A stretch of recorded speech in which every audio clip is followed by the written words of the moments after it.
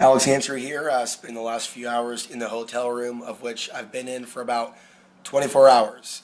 Now, again, as we take a look at the hotel room and this pretty decent view of the downtown area, this is actually the first time that I've had space to myself. And I haven't even been able to get rest to a certain degree. With all the noise from Fremont Street, I wasn't able to get to sleep till about 2 o'clock, and I tried for several hours. Woke up early, something about the energy, very difficult to sleep. So it's more like I just passed out from exhaustion. It's 9:40 a.m. I check out at noon, and from there, the goal is to get on Greyhound. I'm going to go downstairs to the lobby at some point soon. I'm probably going to edit one more video. I should try to make myself enjoy, this hotel room plus tax, $55 plus tax, $100 security deposit. So I'm glad that wasn't my last $100, but I'm probably, I don't know, 500, 600, something to that effect. We look at the whole trip. We look at basically, we look at 7 days travel, leaving on the 23rd and arriving tomorrow, which is going to be the evening of the 29th. So it's been a really interesting stay. Like I said in the podcast, and I'll just kind of touch upon it again. Learned a lot of things from this experience. It's important for me to reflect on them now, again. It's important to think about the right luggage. I brought the wrong luggage. That was half my problem. I physically hurt myself. I physically strained myself. My calves, my thighs, my muscle fibers, not enough hydration, not enough protein, not enough actual sleep, very little fun stuff. So this trip was about Alex Ansary having a trip on Greyhound. Most of my trip was on Greyhound. The trip is basically half a flop. As far as if we rate the trip on enjoyment, it's a flop. And partying and getting, but I met some interesting people, but that's quite a ticket at the ride, at the fair. You know what I mean? And to go through all that. Greyhound, they treat you like a criminal if you look a certain way. If you show pain in Vegas, if you show pain at the Greyhound station, Vegas a lot of ways can be compared to a Greyhound station, gambling aside. But the nitty-grittiness, there's a lot of homeless here. One person told me, who's familiar with here and LA, he said that it's a lot worse in Las Vegas. He said it actually makes Los Angeles look better by comparison. Stayed away from the Strip. Stayed away from doing certain things that maybe Alex Ansary would have chosen to do or sought to do 10 years ago, right? Definitely been a while since I've done any dating. Definitely been a while. It doesn't mean that my body doesn't miss certain things and isn't somewhat lonely. It is, and I am. But I'd rather be lonely, living off the grid, than surrounded by people in these dense population centers. I went out on a pilgrimage. A lot of people don't understand this. To become stronger at what it is that I do, I had to see California. I had to see how nitty-gritty it was. I literally accidentally kicked over something. I had to make sure it wasn't poop. I have to employ forgiveness, I guess, with regards to the racism I experienced at the household. Afghan white supremacy, what is that? Where's your father? Your father, you're very dark. You're very dark. Why are you so dark? The whole reason I went on vacation was just that I want to have some decent conversations for a few days. I wanted to hear and be heard. I wanted the person that invited me to be honest when he said he would take me to interview people that would tell me about escaping the Russian occupation of Afghanistan or escaping Afghanistan. He said there were many in California. There's nothing but corruption. It's not about racism per se, it's about have and have-nots. I see various people, various ethnicities in the have category of Southern California, looking down at the have-nots of various ethnicities in Southern California. I saw no political stuff, no Trump, no Hillary, no Ron Paul, no protests, nothing at all. Consumerism, dating, sexuality, party, fiesta, has a certain energy to it, California, which is fine. I just wish that the experience was a real more authentic California experience with fun, with actually my feet touching the beach. Instead, it was grabbing this camera, and I only have one battery charging it, which takes all day, and then just taking as many pictures and recording as much video and enjoying my videos. You enjoy, in a way, what I enjoy, watching the videos. There isn't much additional enjoyment.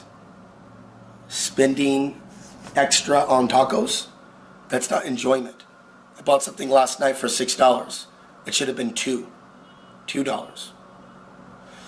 So because I rarely go out and eat, I've been very frugal for a year, and I've been living off the grid and living in pain there. It's important for me to see that, yeah, you can cry about being an outsider there, but you're more an outsider here than there. When Bob said, hey Alex, get home safe, when I put out a Facebook post saying stuck on the streets of Vegas, because I was for a few hours. Why? Because they don't book till later. And I didn't know where to go here. The thing is, when you're in Vegas and you don't even know where to get a cup of coffee, and you don't even know where to sit down and get internet or charge your computer, it is screwed up. There are some cold vampires here after dark. So you arrive literally during the Archon hour, people are going Archon. You want to travel during the witching hour, right? You're going to deal with that witch energy. What's the alternative? Meditate, be calm, don't show so much fear and anxiety. Even one security guard came up and told me that. I appreciate being reminded that. But it's like there's also a breaking point where I get sleep deprivation, and I had to explain to my friend, dude, I do not do well after 24 hours staying up. I don't do meth, I don't do crystal, I don't do those things, and I'm not saying you do. I'm just saying, I don't have that type of energy where I can just go and go and go. And some of these people do. And yeah, I met Ethan, but Ethan and I weren't destined necessarily to do a documentary film. He went his way, and I think he's safe. I hope he's safe. I told him before we went to Vegas. Again, we met. Ethan and I both had a situation fall out with the people that we came to visit in San Diego. He came from another part of California, but I came from Colorado.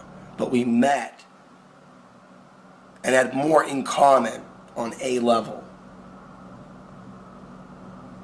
than I've had in common with others. So with something like that, there's potential to make a documentary film. You go out, you watch each other's back, maybe interview the homeless so nobody gets robbed. That was our plan. It didn't work out that way. I ended up going by myself to downtown San Diego. You're going to see that footage. I interviewed a lot of people, but I got a lot of footage. And I got to feel, the negative ions of the beach. So, even if there's nothing spiritual going on at Seaport, it's all the same area where Mark Dice hangs out. Hello, I'm Mark Dice. He doesn't really introduce himself, per se, but I thought it'd be funny if I saw Mark Dice on the boardwalk. So he's actually messing with people in a specific part of San Diego where people just want to relax and feel the negative ions. Having seen that, he's an even bigger piece of shit. Why don't you try that in downtown San Diego? Have some real conversations. But the question is, are people that stupid as he portrays? The answer is no. They're shallow, and a lot of people aren't very intelligent. That's true. And there seems to be a California cognitive state of mind, where when I'm speaking to people, I have to tell them something 50 to 100 times. Their memory recollection doesn't seem very solid. Their interests, really, their genuine interests, and people from other places coming to visit California isn't really there. So my thing is unique to California and Vegas. And then I'm coming not to party, coming not to gamble, not to chase prostitutes, not to go to Tijuana. Here's a guy bragging while sitting next to an Hispanic woman, being very disrespectful. I'm talking about I'm gonna go get some blow and do some hookers. Yeah, bro, all right, later. Literally, it's Scumbag Central. And this is Scumbag Central too. So several brothers, sisters of Scumbag Central, and this is it. And I really got a feel for it last night.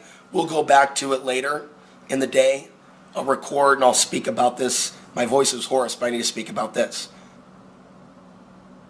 There's some serious mind control going on in Vegas on Fremont Street with all the subliminals, the music, the visuals, right? The tent, the illuminated tent. These people are loveless. These people are without love. This is a city of human trafficking. Okay. There are actually some people out there that were discussing human trafficking, that were showing pictures, but even they themselves, and I'll bring out the camera because it shouldn't be that loud during the day, so I may be able to get a chance to interview him. But I'm going to address the fact that we are divided upon politics. I can tell he's on the right side of things, that he's mostly blaming the left, and that's getting in the way of looking at the real human trafficking going on in this world. So if they don't have a political agenda, we need to talk about the human trafficking epidemic that could be in the aftermath of what Donald Trump creates. Otherwise, they don't really care. Okay, because this is real. When the economy tanks, people sell women. And in Vegas, you learn about how it's still going on. And I didn't get a lot of information. It would just tell me there are people that go to schools and different areas to make contact with girls, to invite them to parties, and then it happens. And then you hear about the grooming process. And so in this city, in this area, there is a lot of that, or people being trafficked either into here, in and or out of here. And the same thing in Portland. And there's a reason why I left that place as well. It's the energy. And the men and women, the women and the men, that don't speak about these issues. And I think about that a lot. I thought about that last night. Again, think about also the women that would be angry with any man exposing human trafficking, either past, present, or future. And just meditate on that. And ask yourself, why? But don't do it from an anti-woman perspective. Do it from a, what is the psychology? What is the sociology? What is the spiritual parasite influence? What is the mind control influence for people to hate those that want to help them? For the mother of my friend, a self-hating Afghan, and bring up the fact how dark I am compared to other Afghans, even though I'm American, and then questioning what is my real ethnicity. What are you really from? Wow.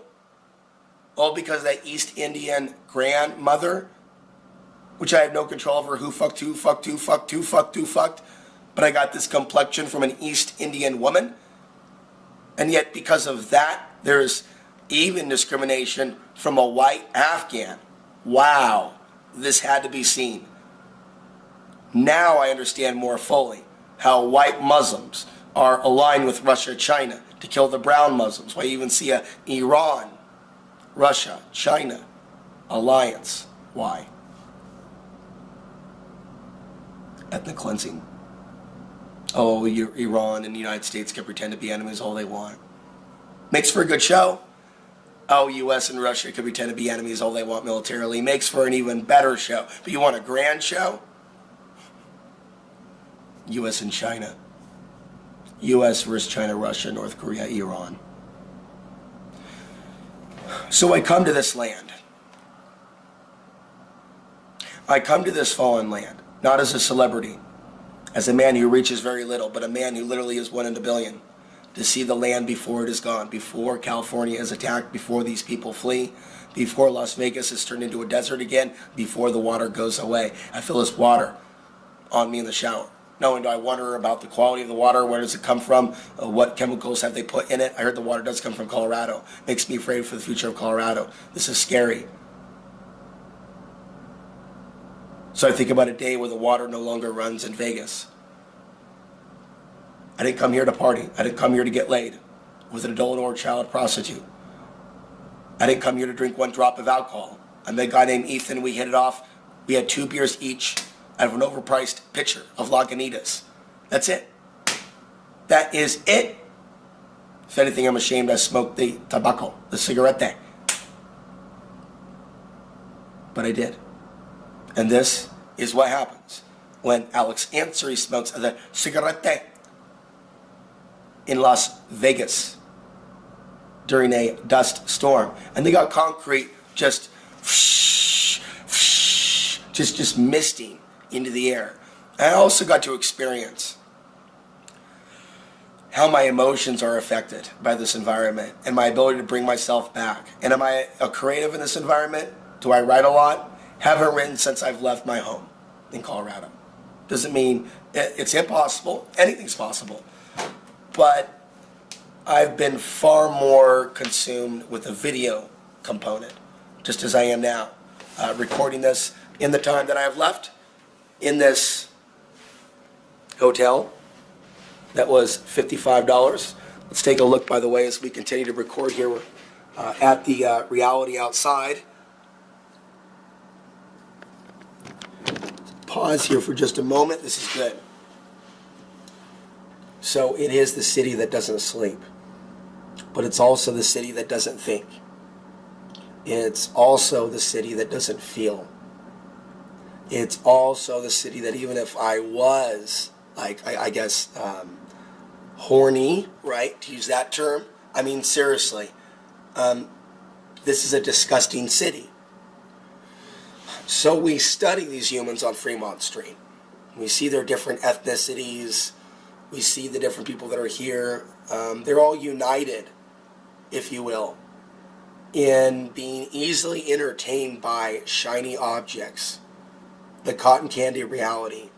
People are literally paying $12 for a beer. That's right, it's $12 for a beer on Fremont Street. So they're spending $12 on a beer on Fremont Street so they can have the experience of having their senses stimulated by all of that boom, boom, boom, boom, boom, boom, boom, boom, boom, boom. You know, and knowing a little bit about radio programming, at least having gone to radio broadcasting school, there's a lot of tension and focus regarding the songs that they pick, things of that nature, and creating the right environment, you know, by picking the right songs. There were even some homeless musicians that were playing on their guitar the same songs. That's nice. But talk about copycat to give people what they want to hear. Playing the same songs they were playing from above. Showing how influenced some of the homeless musicians were. But they're also looking at it from a survival perspective. Give them what they want. From a street performer perspective, I could also be considered a spoken word artist. Las Vegas is a place where there was a girl, a really heavy-set girl that was just doing her naked dance. Maybe people would give her a tip, maybe she'd put her clothes back on. I don't know what the deal was there, but it's pretty disgusting. I got a few seconds of that captured. What about someone like me speaking in an environment like this, but not being on the streets, but doing street performance and speaking my truth? Where are the allies that would help me do that? Where are the allies? Where are those of you that would help me at a coffee shop, that would help organize, that would help start a blog, that would volunteer to help organize? And that would include, if I'm traveling, helping me find places to stay. There are people that talk a good line before you leave on the trip. But once you actually get there, you find out who your real friends are. There's a lot of people in this world who don't know who their real friends are. They're confused and they're lost. And so this is in a city where I'm in right now, probably one of the better hotels, where there are a lot of lost souls. And I'm looking at them as they play their games, especially those of Asian descent that are chain smoking, like the Chinese and the Hawaiians, which are both great in numbers. This hotel is 95% Hawaiian. Security is always on me when I'm going to the airport because I don't look like the people that prefer to be here. It's not illegal for me. It's not against the rules for me to get a hotel here. But this is tribalism too. I'm not Hawaiian.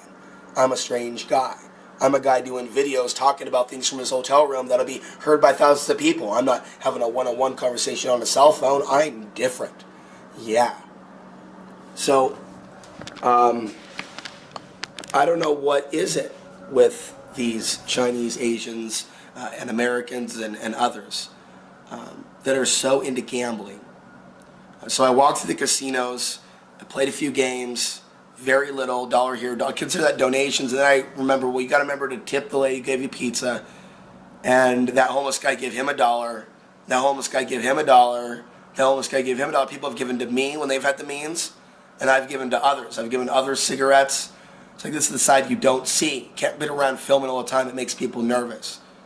Unless you walk around with a hidden camera. But that is something that I need to consider. I'm also thinking about a surveillance system where I live off the grid, something that is battery powered, that isn't going to need wiring or grid power. So if you happen to be knowledgeable with things of that nature, surveillance systems off the grid that don't need wiring, that don't need a DVR thing, or something that is low power DVR rather, that would be workable, possibly. But something that, so that's a side topic that I'll be returning to looking at this winter and next year. The question is, am I willing to travel elsewhere? Again, would I ever come back to California when the time is right? Right set of circumstances. But again, things I've learned. You can burn yourself out and into a mental health crisis. If you have not slept, if you are traveling on Greyhound, if people don't warn you about Greyhound, you can't sleep on Greyhound unless you're like, that's why people do drugs. We're not talking pot. We're talking like Quaaludes, pills, things you swallow that knock you out, right? That type of thing. If you're not going to be doing that and you made the mistake of drinking coffee and you're drinking any cigarettes, you ain't sleeping. You ain't sleeping at all. There's also a lot of dirty energy. There's a lot of dirty energy on the ground, a lot of staring. A lot of staring from Hispanics, man. Probably, is that guy another Hispanic? Or no, he looked like he one of the, and they're looking at the TV, and the TV is saying terror alert, terror alert, terror alert, terror alert, terror alert, terror alert. Every time I'm traveling, terror alert, terror alert, terror alert. Another Middle Eastern man of so-and-so origin blew up such. This time he has a shaved face without a beard. We're seeing more of the Middle Eastern threat. Now they're disguising themselves with hats and they're shaving their faces. Sometimes they wear sunglasses. I'll be walking somewhere filming with sunglasses and a hat. And like a group of 5-10 people are turning their heads looking right at me. And it's like that perfect, like, take a picture, it'll last longer moment. Take a picture, it'll last longer. Guaranteed. That's exactly what I said to a family staring at me. I was simply asking for directions. They look, broken down suitcase, unkept hair, curly. He's a curly hair. Well, there you go. He's a curly hair. He's one of those. He's in that tribe. A different guy, perhaps taller, handsome, the complexion that they would appreciate, different luggage, maybe even look like a traveler. Oh, he's a traveler. He's one of those traveler mountain men. But that guy, that's strange. Yeah, that's strange. Yeah. Mm-hmm. Yeah, what's up with your hat, dude? Are you, Are you from St. Louis? I actually have a St. Louis hat. So are you from St. Louis? It's a friggin' hat. Where you from, bro? Where you from? Where are you from? Where are you from? I'm from your mother. Yeah, seriously, bro, we're brothers. I'm from your mom. Look at this car. He's getting ready to just drive off. Don't do it. Don't do it. As we take a look downtown Los Angeles, and there were some positive people that I met in San Diego, and there was a warm, she was actually mixed race. I'm having a lot of positive encounters in some cases with those that are different ethnicities. Again, we're some of the most demonized folks on the planet. Those of us that have a little bit of both one and the other. They call it one genocide or the other. We're alienated by both sides of our family in many cases by being different. I was. Certain audience members see me as the enemy because I'm different than them and I speak about this issue and they feel threatened by that. But yeah, this woman that looked like half white, half Asian, she was very, very friendly. And she had a glow about her. And I heard her speaking to someone else and the way she sat down the pizza and told me to enjoy it. And I'm like, dude, you didn't even give her $1 tip. You need to correct that. How are you not going to tip the lady that bring you pizza who treats you with respect and even kindness? But give the casino $1 to allow the casino to rip you off. On the topic of winning at gambling, I did win $25 on a $4 ticket. Once you start taking a ticket and putting the ticket in, it creates a certain amount of energy. Maybe I'll do that one more time. I'm not sure, I'm just theorizing. So I'm just putting $. Dollar, boom, win. $2, $3, cash out. Ticket, boom. But it wasn't so much that. And I started, okay, I'm going to go with my intuition because I really suck at gambling and all the card games. I suck. I'm bad. But anything that's random. There's a pigeon here. Just flew up. A bird just flew up. A bird just flew up. Wow. Anyways, so I'm hitting something where it's like, almost bet 25 reels, where it's like, it's one of those games. And they're really unattractive games, but it said you just got 40 free pulls or whatever, slides. And it literally did that without me having to do any thinking whatsoever, just hitting the button and stopping at random points, just spinning the wheel, and then it went up to $25. Like the credits went up to $2,500. This was a penny game. A penny game kicked me out $25 on a ticket that was initially $4. I immediately cashed that out, got some food and some other things, gave several people some dollars, and that felt good. That felt real good. Today I'm hungry, and I'm going to need to stop being cheap, and I need to be a little bit kinder to myself and my own body, and eat the food that I need to eat, and rest. Let that food digest. And not be so hard on myself today, energetically. I'm going to be here for another 15 hours. Another 15 hours of Vegas.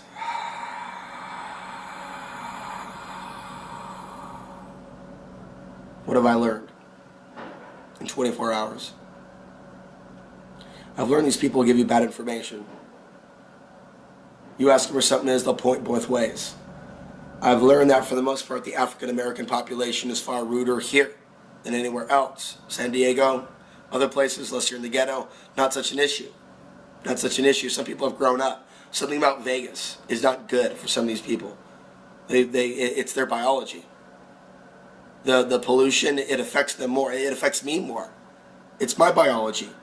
For my lungs to be coated, in this manner, to feel so congested. At the same time, take another picture, and I don't see the same smog that I saw yesterday. Like, this was not blue yesterday. This was something else. So I'm guessing it's a dust storm related issue combined with pollution, but dust storms could also, move that pollution around a little bit too. Plus they're doing construction. But let's go back and talk about these gamblers, these professional gamblers. See, it's all based in theory on the law of attraction. But what are these people really attracting into their lives? What are they doing for themselves? What are they doing for others? Why aren't they trying to guess the truth of what's going on? Why don't they want the truth? Why are the only numbers that they're interested in are Keno? What is the Chinese element? Why are so many of them addicted to cancer-causing cigarettes and gambling? Are they really good at gambling? Do they really know how to work the machine? Is it that type of a thing? Where some of us that are from this culture or Caucasian or other, we're just not at that level. But don't forget about the Persians and mathematics as you experience this new level of the new America spelled with 3 Ks instead of 1 C. Don't forget about the Persians and mathematics and wine and things that were non-Islamic or pre-Islamic or Zoroastrianism, things of the past. Because when you talk about genetic disposition, it has nothing to do with religion. There are talents there that are within you, within me. There are talents within me. And I do think that not only people could get defensive and go, so are you saying that people of the same bloodline are less strong or less intelligent? I'm saying that it seems that people that are of mixed race or multiple genetics have an enhanced perception. And in some cases, enhanced sensitivity, more sensitive, enhanced feeling in the heart. I didn't say for all.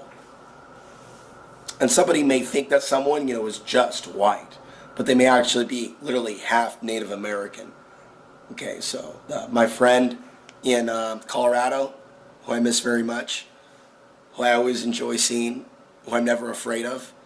I was afraid the first few days that she would judge me like others. Sure, I was afraid of her the first few times because she's a woman and she's an American, but she treated me with more respect than a lot of women have in many, many lifetimes or years.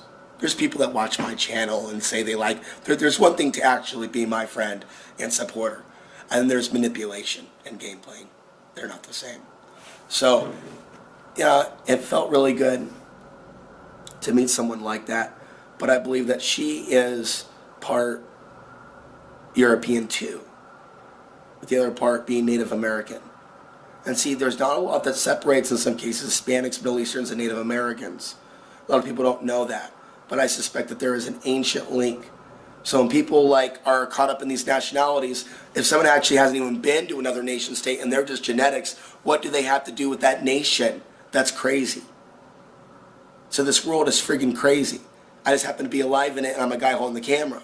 But because it's so crazy, people think I'm crazy. So I come here to a place like Vegas. There's no Matt to welcome me. There's no Matt to welcome me in California. My viewers are just my viewers. They're not my friends. Would they even spit on me if I was on fire? Even when I was in a crisis, I just saw people feigning to. One person threw $15 during that period, which is fine. And I appreciate that. But it wasn't a period in which I was begging, nor did I go to YouTube begging. I was really just looking for allies in the right spot because I thought the accommodations would be set up. I had no idea that my broken down luggage would be, not only marginalizing me as a potential homeless person while making me look rich to the actual homeless. So you literally got to worry about the police, regular people, and the homeless judging you at the same time. And we haven't even begun to talk about ethnicity. Are you starting to get the picture? Now, whether I'm back at home in Colorado or I'm here, when you are in a positive mindset, you can change many things. You can move mountains. I talked to a beautiful woman, homeless artist, former homeless, because her boyfriend has a job. He was doing his thing with the glass blowing, but I felt a connection to her, so I recorded what she had to say, and I'll share the video of our discussion later after I get done editing. But I also felt like I was meant to meet her. I was meant to meet Ethan. Maybe not even necessarily see them again, but just to know their story. To know that I wasn't alone. To feel their consciousness. And to know that synchronicity can be there, that God speaks through people. You can have something horrible happen, like my parable, Good Luck, Bad Luck, which my friend John reminded me of. And then you'd be like, oh my God, like the whole time, God had my back, or the Creator had my back. Sure, there's the archonic interference and the fear that something really bad could happen, that someone could act possessed or start a fight, or some security guard could act like a dick, and I would call that, the archon interference. Dun, dun, dun, dun. But the question is, how do we survive it? How do you survive that once you become aware of it? I've been speaking about that shit for 5 years now. I remember even John asking me over some beers, Alex, what are the archons? He doesn't necessarily believe in everything that I say, but certain things he has a potential interest in, and where the thinking comes from. Like a real inquisitive mind. Can there be good in Vegas? To a certain degree, I certainly felt it. I felt it in that woman, in that Asian woman. She brought out the pizza. I felt it in that Hawaiian woman as she booked my hotel room. I felt the devil in the other hotel workers. I arrived at 4 o'clock in the morning, and the little girl that worked the desk didn't even look, I don't want to sound judgmental, I think it's their environment. I think it's their environment. But it was like a hybrid look. But I haven't seen that elsewhere. So there are ways in which I see almost like this weird type of human expression. It has so much to do with these environments. But can, right through our thoughts and our field and our actions, can that change our environments for the better? Have we even tried? Are we at the cusp of the next level of the expansion of human consciousness, maybe for some of us, certainly not for all. So yeah, let me know your thoughts on the videos, on this experience. Again, I'm not stranded, but the experience isn't over. I didn't get robbed. I didn't lose anything. I didn't spend my last dollar. I didn't have the best time. I didn't have the worst time. I expended a lot of human energy. And my body is very sore, and my throat is very sore, and my body is responding to the stress hormone release of being here in this environment and the travel. But yet now on this 6th day, getting ready for a full day of travel to Grand Junction, Colorado, then another charter bus. It's gonna cost like $140, $150 to get home. But would I go back and change it? Would I go back and do something else so I can basically sit on my hands and be on the internet all day on YouTube talking about the same old things?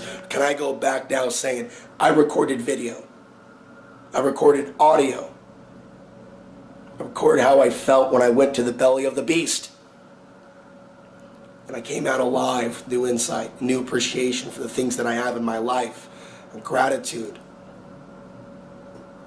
With that, I'm Alex Ansari, signing off now for November 28th in the year 2017.